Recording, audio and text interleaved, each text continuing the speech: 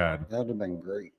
And we're live. Welcome back, everybody. We are SRC 2024 April Hall show down here in Frisco, Texas.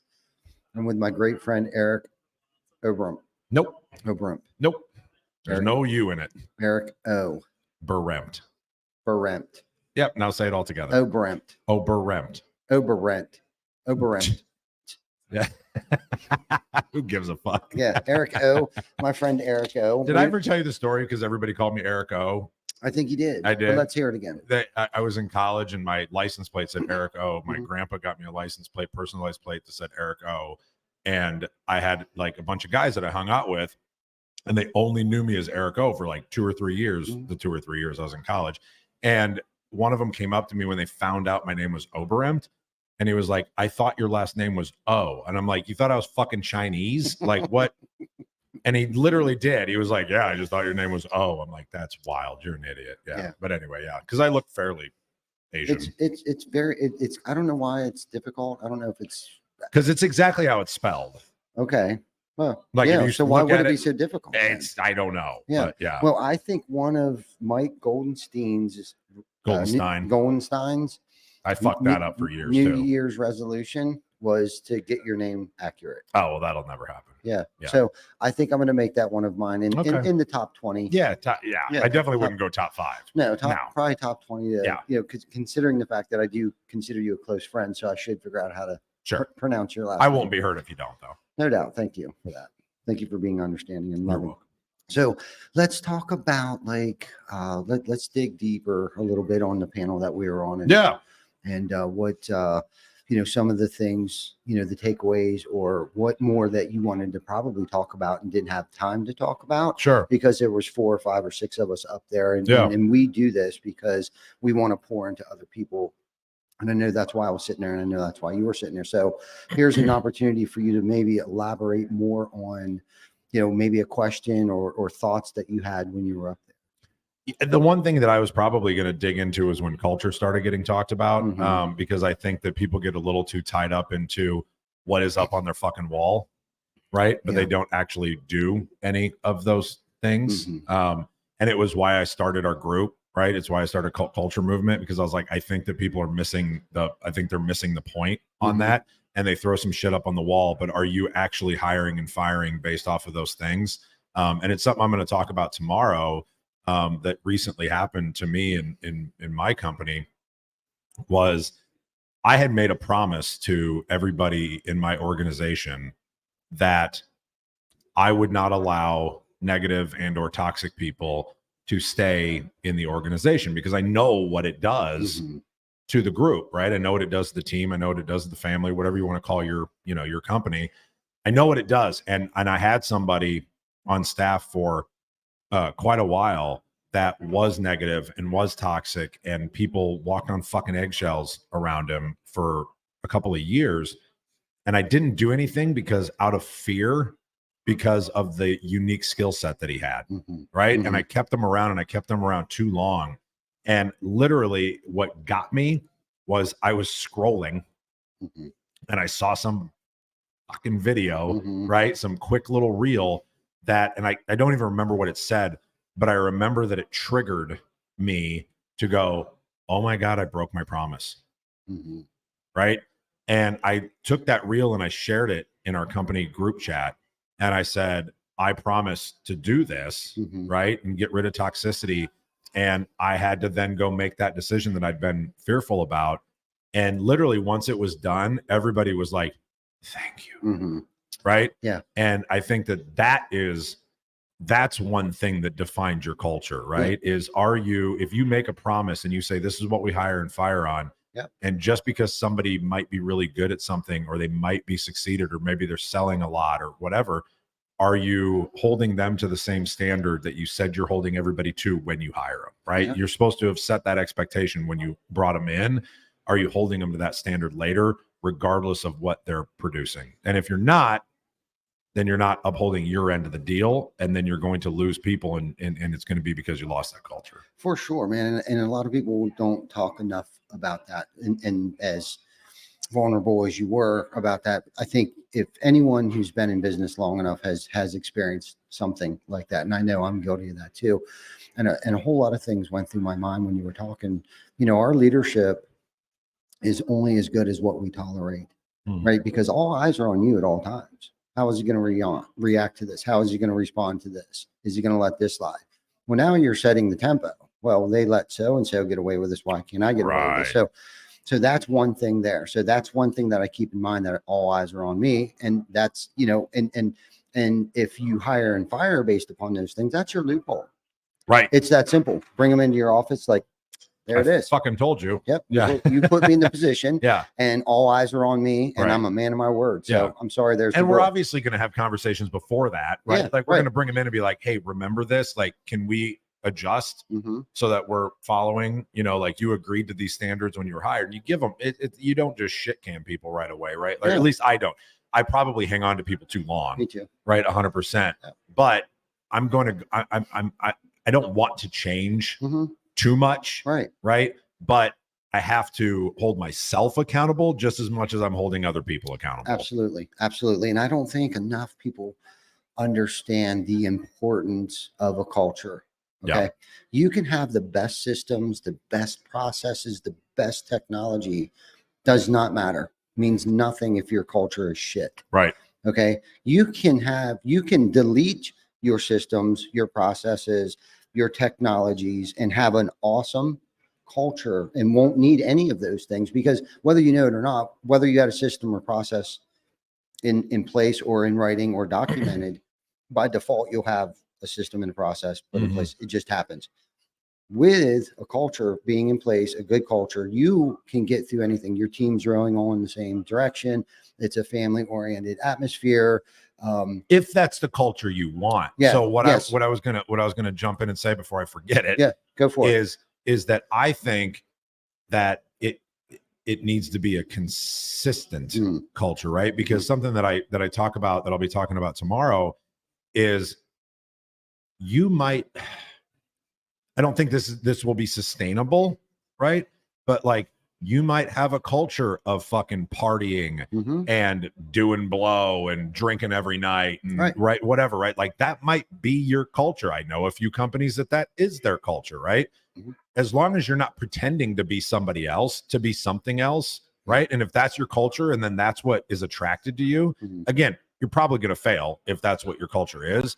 But at least you're being consistent with your message. Does that make sense? Yeah. So like, I'm not saying, again, I think that the culture that you should instill is the one that you and I are talking about, right? Yeah. But if it is a little different than what we're talking about, at least be consistent with whatever it is that you decide is important to you, right? Just like Jim said, it's a key performance indicator, right? It's the key part, right? What are you focusing on in your company that makes that culture different? Because if everybody's is the same, then who gives a fuck where you work? Yeah. Right. So what makes yours different so that you have that key indicator, if that makes sense. And it's almost like, what do you stand for as an individual too? And that's what sets the tempo. If you're in it just for yourself and what can you get out of this? I mean, I think that plays a lot into the type of culture that you're going to have, right? If it's a selfish, greedy,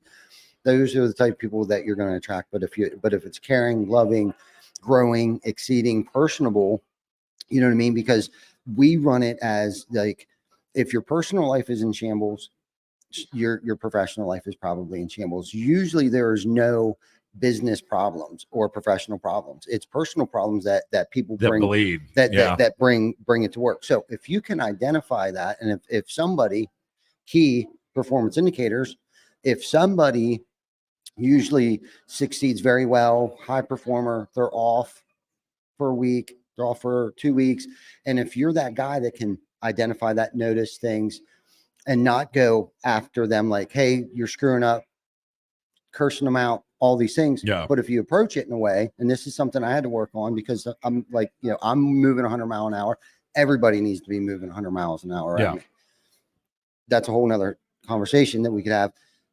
But if you sit down with them and be like, hey, what's going on? Is something going on at home? Chances are something's going on at home. Yeah. And if you really give a shit, and it's like, well, what can I do to help? Well, so-and-so sick, or the kids are frightened, or whatever the case can be, is typically we as teammates can get through that together if you really give a shit about your team. And when you start to create a culture like that, and that's kind of deep, but we've been doing this for a minute. Yeah. Okay. And the people that we work with have been there for a while at our place. Do we bring new people in?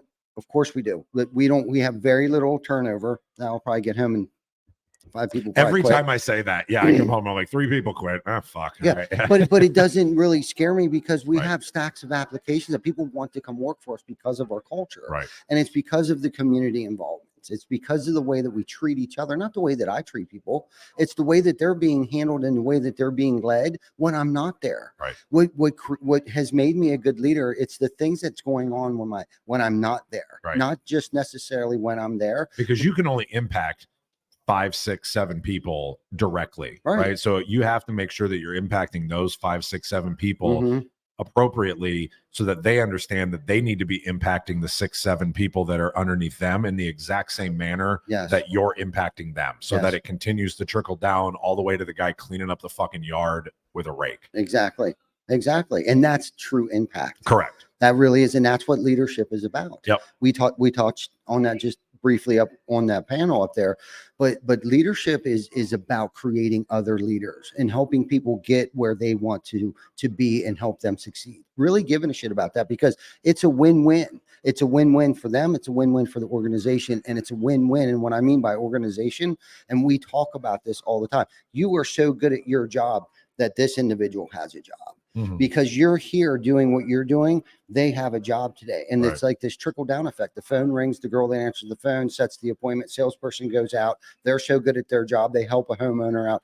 We send production team out, they do such a good job, salesperson gets a referral, right? And there's like this cycle, this trickle down effect, that because everyone is so good at their job and they know what their job is. It's not just going out and selling a job.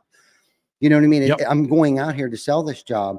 So Jacob, so Brandon, so Tyler can all go out and do this job, right? And when you can find people that truly believe that, magic happens. And I would say, I'm not saying that there may not be a shithead or two that does sneak through the cracks sometimes in the organization. It just happens. Okay. Especially when you're doing it for a long time and there's a lot of moving parts and stuff like that. But when you can kind of like, I don't even want to say like start brainwashing people, because when we start talking like this to just average Joe that walks in the door, they're kind of like, whoa, this is kind of weird. Yeah. Zenny shit or like woo woo stuff. Like, what are you talking about? It's like, once they're there, and after I sold them on coming to work here, because I felt like I used to have to sell people to come work for us. Now we don't have to do that. Like our people sell us for people to come work here, because now they're talking that woo woo shit. Yep. The people, because it trickled down. Yeah, it trickled down, and it's like they have become our biggest brand. Yeah, they're your megaphone. Yep. Man, they're the ones screaming from the rooftop. So it's like when someone does leave, and this is the thing, and this is what's humbling about legacy, right? And this is something I identified. People will come, most stay, some will go, and if they go, I know they're going to be a changed human being. Yep. Personally and professionally, when they go through our, whatever you want to call it, our incubation, through the incubator, your brainwashing. Yep. Our brainwashing. Once they go through that, the only thing I can pray for is that they make $100 million when they leave here, and they can impact 100 million people. Yeah. You know what I mean? And that's I've had a couple people leave that I hope get hit by a fucking bus too. Well, and that's not very healthy for us to think that way. So believe me. But we have the moment, right? Like, absolutely. And I'm just saying, for the people that are like, okay, so to change the topic, I need things like that to happen to me, though, to piss me off. Right. Like, don't piss me off because I just might build a fucking empire. Right. You know what I mean? Because we talk about this all the time. Like, this is how we got where we're at today, because I got pissed off. I like that. You know what I mean? And now I need to find someone else to get pissed off at, because I've kind of felt like I've hit this plateau where it's like I got to find something. That's really good. Yeah, that's really deep. It is deep, right? Because you do. Oh, yeah. You have to. It's almost like just resetting your target, right? And you use it as pissed off, or whatever you want to call it. Once you've outgrown that target or that plateau or whatever it is, and it's like, now I'll show that motherfucker. Yeah. right? Yeah. Like, and maybe not the healthiest way, but you know what I mean? Right. But who gives a shit, Right. right? Like use whatever What you're works given. for me. Yeah, use whatever you're given. Yeah. But you do have to find a new target, because it goes back to the old saying, right? Like you can't hit a target that you're not aiming at, right? Like if you don't know what you're shooting for, then what the fuck How are you going to hit it? How are you going to hit it? Exactly. Yeah. So no, that's a really good point. I like that. I'm going to steal that and use that somewhere else. You're more welcome. Appreciate it. And it. this is what's crazy. I just told Vic about this. So Patrick Bet-Davis just wrote another book called Choose Your Enemy Wisely. I wrote word for word. I'm listening to this book and I'm like, and I've been talking about this way before his book came out, but it solidified my thinking. It solidified my thinking, because I thought maybe, because I don't like to usually publicly speak about a resentment that how we got here, because it doesn't sound very healthy. Sure. Okay. But with listening to him in a healthy manner, and knowing that, and listening to his story and other people's story within the book, it solidified that my thinking has been right. And this is why we are here. Tell me the premise of this. Of his book. Yeah. That you were like, is it about like having the people, or like, what is the premise of like what it is that you've been talking about that you're saying? The fire, that most adversity, overcoming adversity, and using that adversity to motivate you. So using the adversity. Yes. Okay. Or resentment, adversity or resentment to fuel your fire to build an empire. Gotcha. Because I definitely have like people not in my life, but that were in my life at one time that I still use today, of like, I'll fucking show them. Yeah. Like I'll show them what the fuck. But now now that you know, and the seed's been planted, now you can be more intentional about it. Right. And follow through 100%. With it. Yeah, I love that. Yeah, I think that's great. You know what I mean? In a healthy manner, because you don't want to obsess over it, because this is the thing. Either you'll obsess over it, and you'll kill yourself, because I almost did that early on years ago, 15 years ago, almost literally, physically. But if you use it as a push. Yes. Is that right? To fuel you. Yep. Just as a let push, it motivate you. Okay, let it be the thing that wakes you up in the middle, in the morning, not in the middle of the night. Yep. Put your feet on the floor, and this is why you're going to work today. Got it. I'm going to crush you. Yep. Okay. Love that. Yes. So, shit, I forgot what the hell I was talking about. Me too. Shit. Anyhow, new topic. Yes, new topic. So who's next? I feel like this happens to us a lot. I do too. Yeah. I had like 10, 15 other topics going through my head there for a second. So, fueling that fire.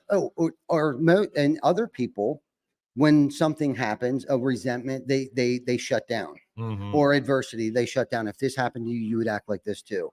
You know what I mean? But as individuals that don't allow those things to get in the way and become a roadblock, right? Okay, so that's a really good point. So that's something that I talked about on a podcast with somebody at RoofCon, was guys in our position, guys, gals, whatever the fuck, right? But like guys in our position, in leadership role, owner, whatever you want to call it, we don't get the luxury of getting to sit in a fucking corner and go boo-hoo, right? Like the how it got stemmed in the original conversation is that they asked me how I was doing, and I was like, I don't know, like nobody asked me how I'm doing. My job's to ask how everybody else is doing, like, because it doesn't fucking matter how I'm doing.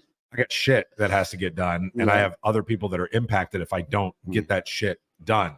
So it's immaterial how I'm doing, right? Like I'll talk to my therapist or my coach about how I'm doing, right? But like I have to compartmentalize that shit, because like there's stuff that needs to get done. We don't get the luxury of hiding and going and curling up, right? We don't get the luxury of curling up, because we have to keep moving forward, right? And if you do continue to if you are the curl up, like this is not the gig for you, right? Like it is not, and you can't, and who would want to work for somebody that caved every time something bad happened, right? Like you gain more respect with the people that are besides you, working with you and stuff, because of how you handle things. And I think that really helps define what type of leader or what kind of person or individual that you are, and transparent about it. Yes. Right. And having conversations, right? Like we went through some struggles. I went to my people and said, this is what's going on, right? Like, this is why, this is what's happening, blah, blah, blah. And it was really hard to do.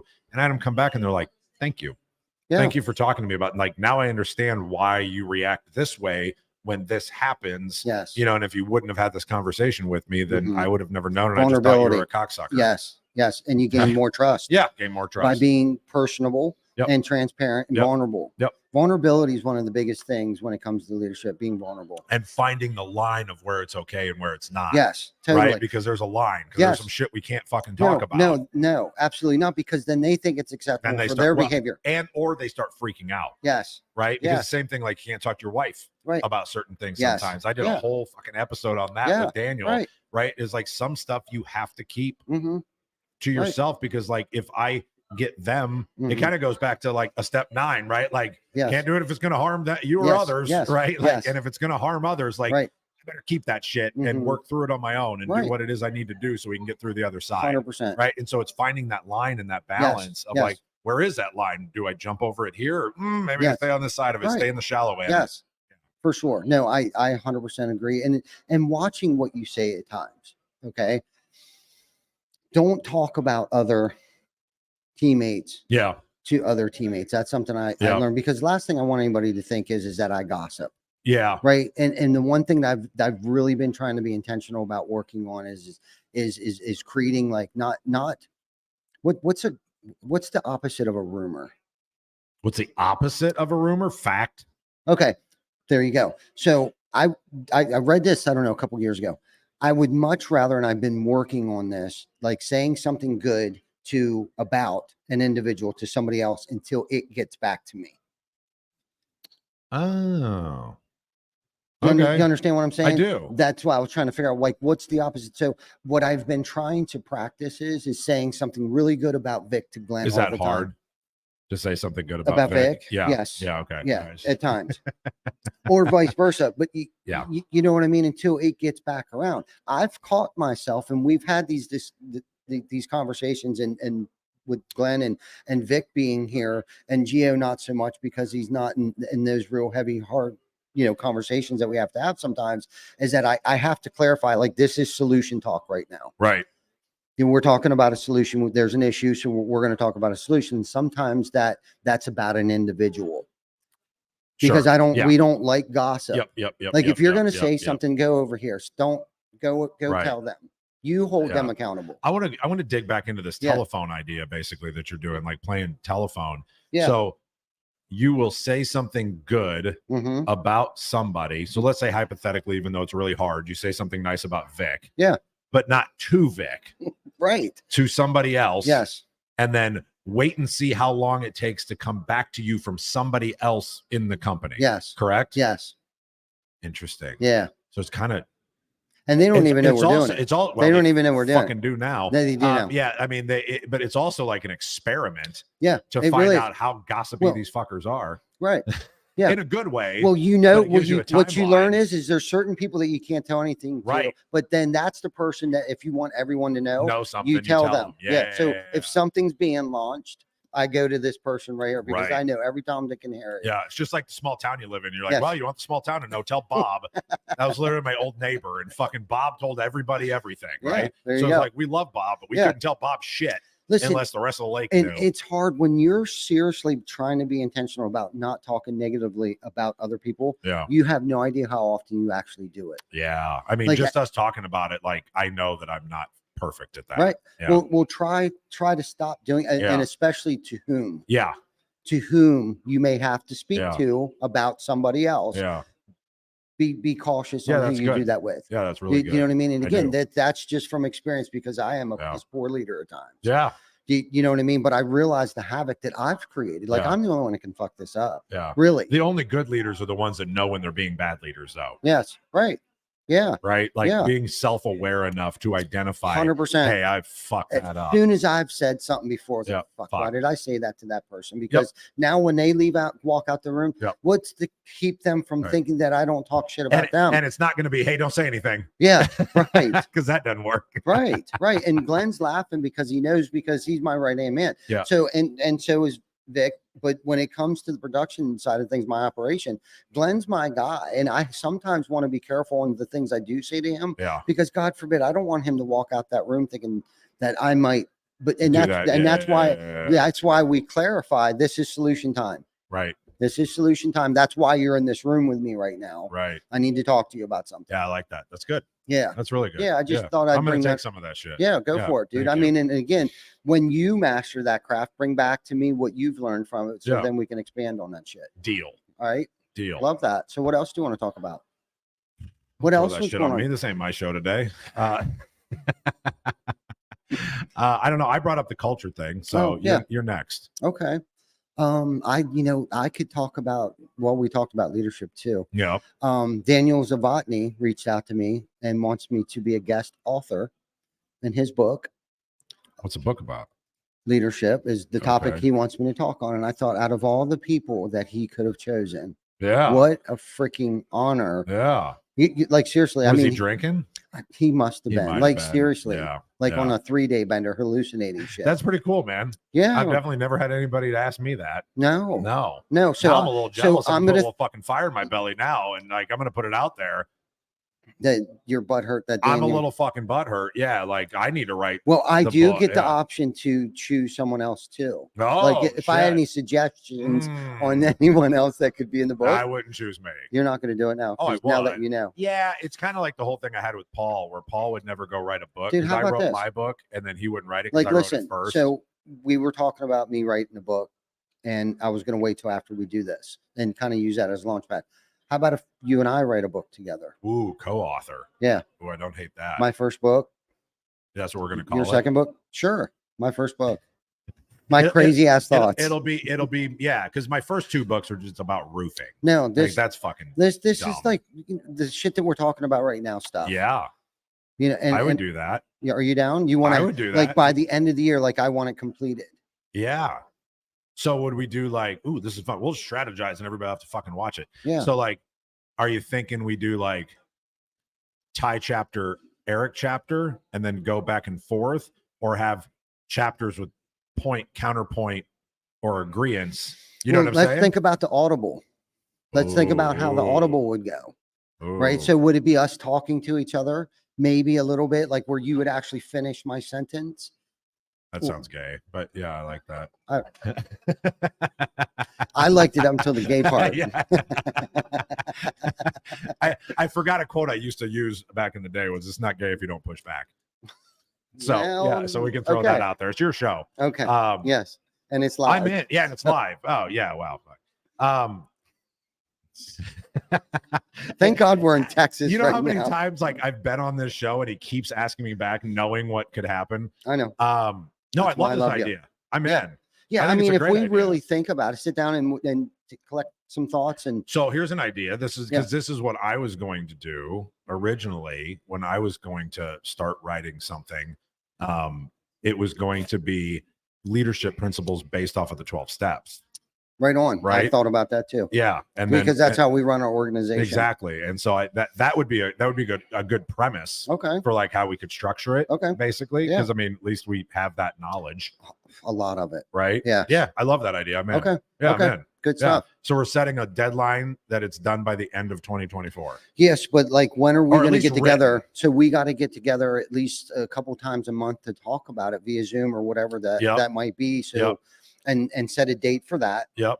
Right. So then maybe like the draft is completed by like the third quarter. Yep. And that gives us the entire third quarter. Yep. To revise, edit, whatever we want to do with it, because I don't want to just say right now, yeah, we're going to write a book by the end of the year. I want it launched by the end of the year. So what are we selling on the back end of the book? We won't talk about that here, but that's something we always got to think about when you're writing a book, right? Yeah. Because there's got to be something on the back end that you're directing them to. Okay. Right. Yeah. So we have to figure that out too. Okay. Right. We shouldn't give away all our secrets here, but yeah. Right. But that is and I have a company that'll help us out. I think you'll love it. I think you'll really love. I mean, I think that'd be fun. It'd be fun to do it together and not have to, because I think that my fear was probably the fact of doing it alone, probably, because then I'd get bogged down in it, and it was like, I got so many other things to do. But like, if I got somebody that's accountable, right here, I don't have time. Can you finish this part up? Yeah, I'll review it. Right. Yeah. Love that. Yeah. Okay. Okay. I'm in. Yeah. Good stuff. Come up with something catchy and offensive for a title. Yeah. Leadership, culture, all the good stuff that we like to talk about. Yeah. And where we're at in this season, because we may end up coming out with another book like that was like that season of our life. But here, since we've grown, this is where we're at in our season of our life Yeah. today. Yeah. Cool. Yeah. You heard it here, folks. Yeah. Yeah. I like Awesome. that. Me too. Good Amen. stuff. Good stuff. Excellent. Now what? I don't know. How long we've been boring them? Yeah. How long? 30 minutes? That's good. We got another 5. Do we got another 5? Yeah, okay. Probably. So we're here in Frisco, Texas. You're speaking tomorrow. So I'm speaking tomorrow. Yeah, I hope everybody doesn't pussy out and leave because of the weather. We'll be there. Okay, that's really all I care about. Yeah, as long as you guys we'll are. be there. Yeah. I'm excited to speak tomorrow because tomorrow's the first opportunity that I'm going to get to. I'm doing my keynote about the team method, right? And talking about trust, empathy, authenticity, and meaning, and how you build that into your culture, into your company. Yeah. But now that I've started building it into kind of my other platform and into the cult culture movement and in the group coaching, and then in the trip that we're taking and everything, it's kind of grown into this thing that I didn't anticipate. Yeah. And so now I get to bring some of that into the speech as well for like practical purposes. Yeah. And I'm really excited to like share those stories again. I get really excited when I get to do that. Yeah. Like it means a lot to me. What I also realize though is no matter how many times you do a speech or a keynote, you fucking forget it. Oh yeah. Right. Like I was sitting here yesterday, I drove in yesterday. I'm like, I'm good. Then all of a sudden I was like, wait a minute. What do I do in the first 10 minutes? And like, I had to go back and like read my outline and be like, oh, that's the story I tell. And I was like, man, I need to make sure that I review all this shit because I thought I could just show up and because I've done it 6 times. But you're not doing it every day. Right. There's so much that goes on. Yeah. Done. Yes. Yep. You so much happens in between each time you do it. Yeah. So let's talk about your trip in this. What are you calling it? You have a mastermind group that you're developing. So the cult culture movement is the group coaching calls that we do. That we do twice a month. And those have been awesome, and I've loved them. And I rebuilt the program a little bit because I had these different levels of it. And it was like, well, you get this or you get this with private coaching, and if you join the platinum, you get the trip and blah blah blah. And I was like, you know what? That's not the way to do this shit. The way to do this is to give everybody the opportunity to do what they want, right? So like everything that I offer is a la carte. Right? So if you want to be on the group calls and all you have time for is 2 hours a month to be on the calls, to interact, to learn, to help others, whatever, like, then that's fine. Then that's what you got. Oh, you want some private time to really dig into some shit because you don't understand some systems and some processes that maybe I do, and you want some, help with that, or you want to go through this really, dive deep into this culture thing that you don't understand this part of it or whatever it is. Well, you can do that as well. Okay, now we're going to do a trip twice a year, right? And the first one, and I'm doing these trips based on shit that I like to do, right? So like I've gotten to go on all these amazing retreats, right? And run by amazing people. But it's always this macro scale, and there's always so many people there, right? So I'm capping the trips at 12 to 15 people. I'm keeping it super intimate.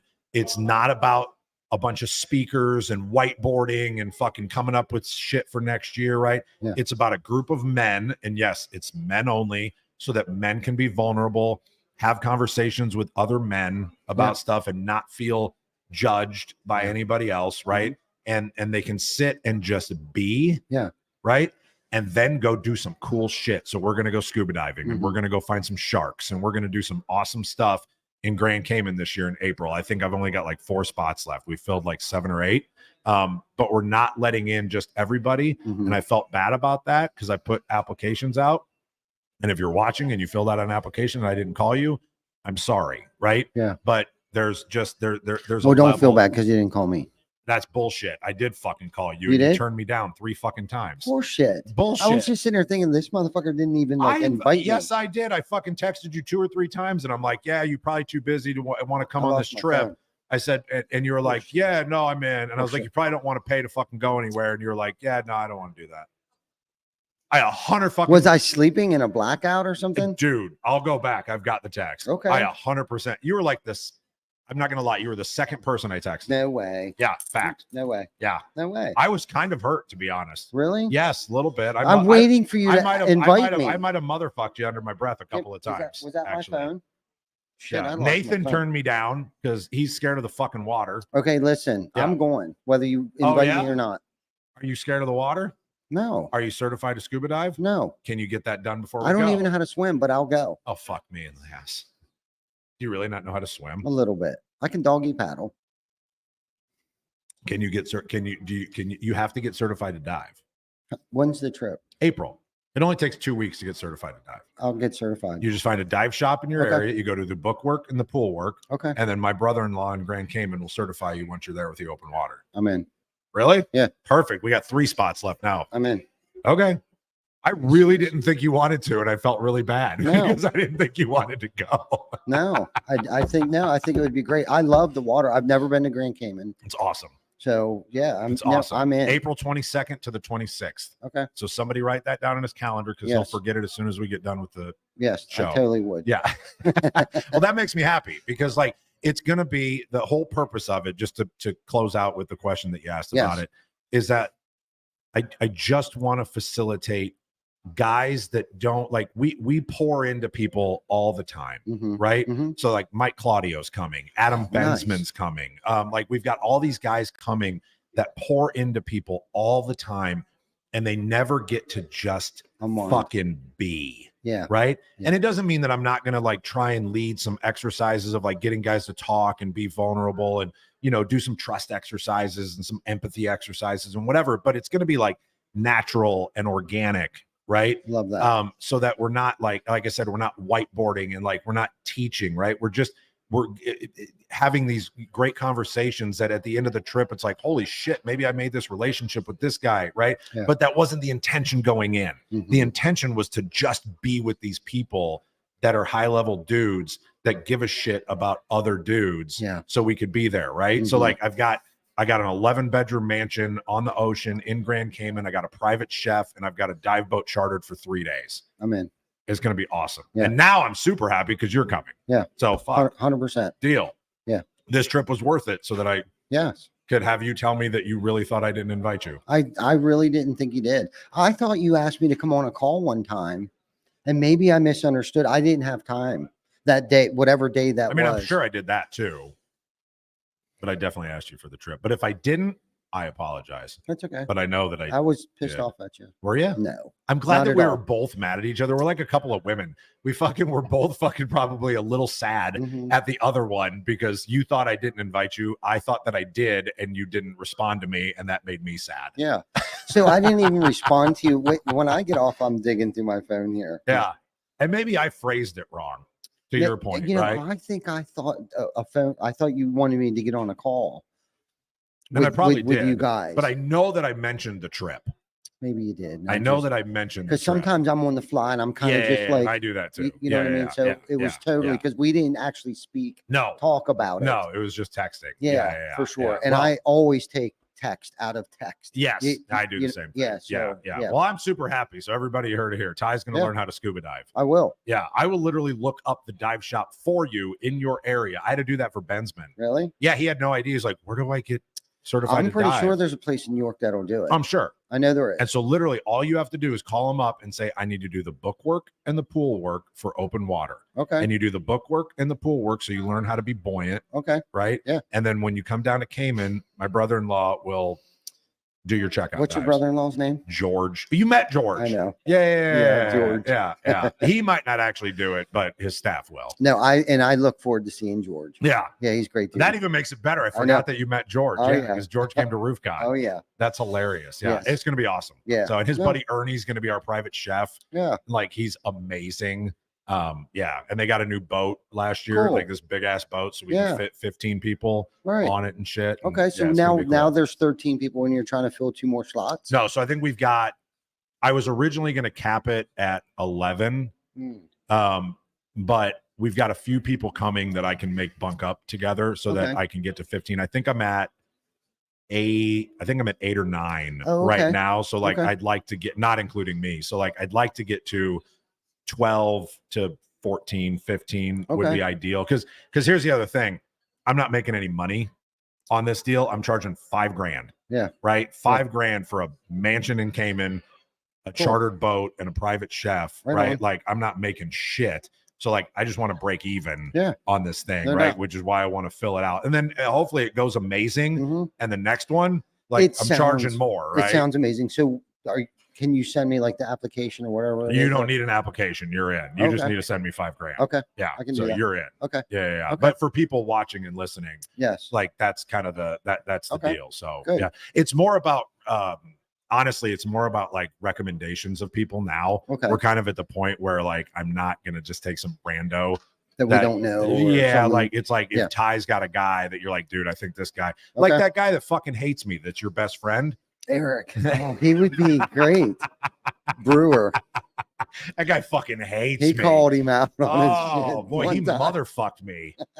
He motherfucked me online. He did. Yeah. You would really like him. And I text Ty, I'm like, do you know this fucking guy? Oh yeah. Like, what's this guy's fucking problem? Oh yeah.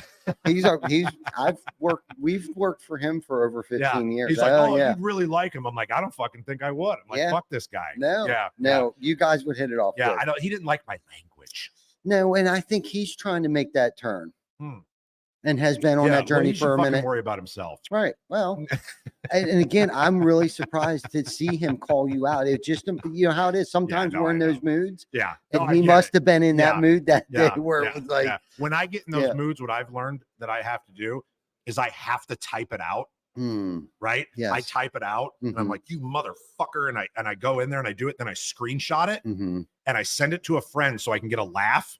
And then I delete it and I don't post it. There you go. I've done that too. Yeah. I've done that already. But you have to send it to somebody so you can get the reaction that you want to get, right? Because you want to feel justified in your anger or how clever you are, right? Because I think I'm just fucking hilarious all the time, right? Yes. And so I think everything that I type is just hilarious and just lands. So I need somebody to go, and just laugh their ass off. And then I can delete it. Then I feel justified and I don't have to put it out in the world. Yep, there you go.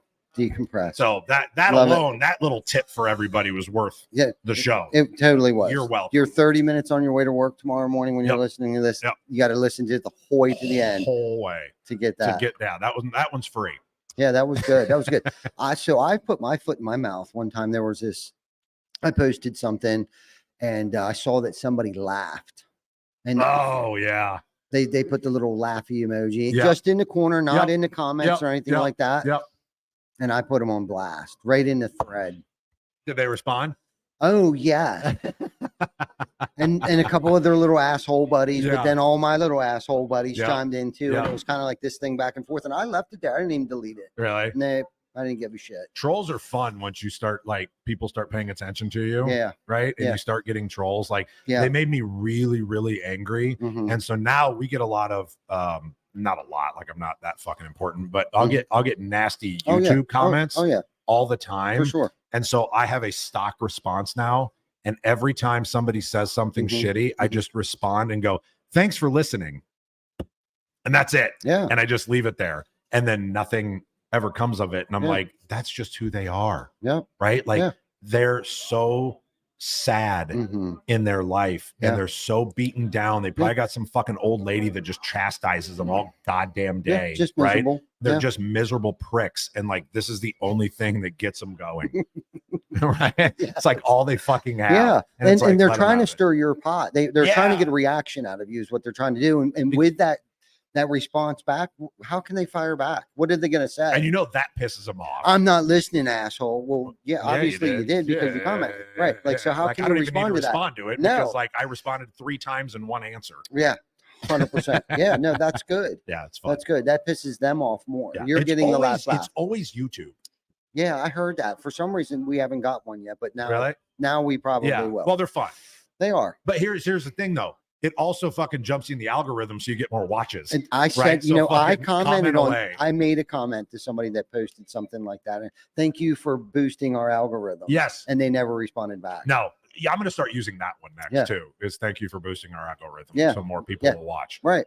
Yeah. Perfect. I'm in. Good. Yeah. That's a lot of tips for everybody. I mean, Christ, you got a lot of information here. You're welcome. That was a good one. Yeah, that was good. Glad we took the extra 10 minutes. Me too. Yeah. Yeah, me too. So thank you guys for tuning in. Hopefully you have a wonderful time listening to this, whether it be on Spotify, YouTube, Apple, Google, what else? I think all major platforms. Sure. Check it out tomorrow morning. Eric, I'm just going to say Oberembt.